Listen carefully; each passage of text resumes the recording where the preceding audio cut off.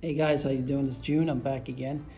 Just want to talk about some things. I noticed a picture behind me of a lighthouse, and it just made me think a little bit.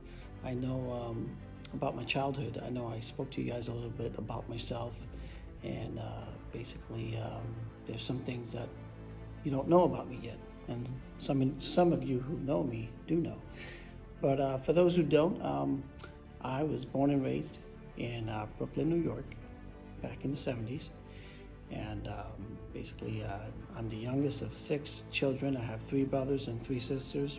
All the girls were born first because the men wanted to be gentlemen and say ladies first. But yeah, they were. 2 of my sisters are twins. Um, my oldest sister, the firstborn, she recently passed away. And she was more like a second mother, I guess, when we were kids. I'm pretty sure she helped my mother out a lot with taking care of us. And but I can't imagine how tough of a job that was. But I'm the youngest of 6, the baby. This is not really gray hair; it's paint so that I can look a little bit aged. But it was a challenging childhood. I did have a childhood. I did have friends. I did play around, but my playground was if you know anything about the East Coast in the 1970s, there was a huge blackout from Canada down to Florida, all the way down the coast, and all the cities were affected there. There were blackouts, and there was a lot of looting and a lot of crime and fires and businesses and homes burned down. And so growing up, there was a lot of rubble from that damage. That was back in 1979. I was in elementary school at the time, so my playground was a rubble of bricks that once stood a apartment building or a house, and an abandoned lot. And we would take mattresses and lay them out, thrown out mattresses and lay them out on the ground, and we do gymnastics on there, and well, we just call it flipping. And so that was my playground, and the skeletal beams of what once building stood on.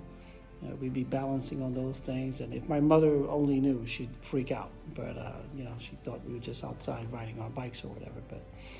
But so that was it. It was fun. It was dangerous. But I did good in school for the most part. As I got older, peer pressures and stuff like that, they kind of were a little distraction. But I made some good decisions. I got good grades, and then I made some bad decisions, and my grades weren't doing so well. But eventually, as time went by, I saw a lot of my friends making bad decisions, and I didn't quite follow them most of the time. I knew that there was a better direction for me, and I didn't want my mother hunting me down. I was very fearful of her. I loved her. We loved her very much.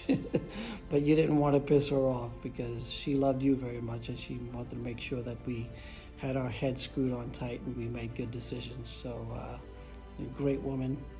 She's God. Thank God she's still around. And my dad passed away when he was 65 of smoke-related cancer. And he was never really home. My mom basically raised us as a single mom, so to speak. But she had a tough job on her hands, and she did a good job. We went through some tough times as a family, but we held on, and we eventually grew up, and now we have families of our own. My wife and I, we've been together for about 32 years. We have a young adult son. He's 30 years old, and we have his little brother. He is 12. And they're about 18 years apart. So, like I said before, his older brother is old enough to be his dad. And but basically, this lighthouse brought my childhood into gave me perspective on it, because no matter how tough things were, there was always a beacon of light. There was always hope that I knew that my life would be better than this. Yeah, I'm not a millionaire and all this, but it's not about money, because I do know people that have that, and they said along with that comes a lot of problems too. So you're never going to escape issues and challenges in life, no matter what. But I always felt that there was always hope, and there was always better life for me, other than the ghetto hoods of Brooklyn back in the 70s and 80s. And so thank God that that's exactly the path that was lit up for me by my lighthouse, so to speak, my not giving up on hope. So no matter how tough things get, and no matter how hard things get, there's always someone or something, and there's always God, of course, just trying to shine a light through all the gray areas and all the fog of war, or the fog of all the distractions of life, whether it be medical problems or financial problems or just political problems and just problems in general in life. There's always going to be some hope. You just have to somehow find a way to see through the fog, to see through the storm, and realize that someone's on the other side, something's on the other side that's worth getting to that other side, so that your life can be better, and so that you can be able to make other people's lives better, because it's not all about you. There are other people depending on you to make it through the storm so that you could help them out. All right? So we have enough on our plate with everything that's going on. And I just want you guys, we can talk about details or anything at another day, but just to kind of spur you on and encourage you to have a great day. Just listen, I guess, to my story. And everybody's got a story.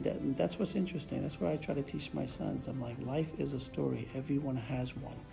You know, I've heard some amazing stories by people that, oh my gosh, you know, I mean, it makes me feel blessed, you know, and I've met people who have fell off a cliff in their car, you know, and for like, I don't know, 24, 48 hours stranded at the bottom of a cliff, upside down in a car, trapped, you know, and I don't know where they're somewhere, you know, secluded area.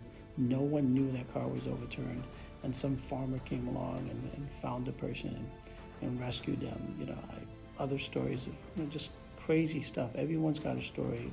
It doesn't have to be exciting, and doesn't have to try to, you know, beat the other story or be better than the other story, but we've all have had our challenges, and we've all have had our blessings. And it's also great to share your blessings. So don't be afraid to share the great things that have happened in your life. You know, God's been good to all of us, you know, whether you believe in him or not, he has. And just be grateful, be thankful for the fact that you have air in your lungs, that you're able to see the sun come up if it's not raining or cloudy out there, and that you're able to say hello to your family or your friends, or just have a good meal. You know, those things we take for granted. So thank you very much for taking your time to listen to me. I hope I can find some better content, which I will, because I like to talk a lot. So let me know if I talk too much. All right, so take care of yourself, and remember, never give up hope. Stay healthy and stay safe.